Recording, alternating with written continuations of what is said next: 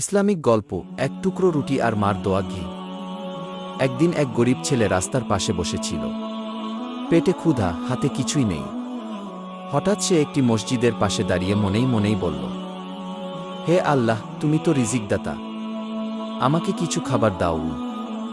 ঠিক তখনই একজন মানুষ তার পাশে এসে দাঁড়াল, হাতে এক টুকরো রুটি ও এক গ্লাস পানি। বলল, ভাই, এটা নাও, আমি খাচ্ছিলাম, তোমার কথা মনে পড়ে গেল। ছেলেটি রুটি হাতে নিয়ে কাঁদতে লাগল। বলল, আমার মা প্রায় বলতেন, বেটা, যখন দুনিয়ায় কেউ পাশে থাকবে না, তখন আল্লাহর কাছে বলবি, আল্লাহ কখনো ফিরিয়ে দেয় না। আজ সেই কথার সত্যতা নিজের চোখে দেখল সে। শেষের বার্তা, মায়ের দোয়া আর আল্লাহর উপর ভরসা জীবন বদলে দিতে পারে।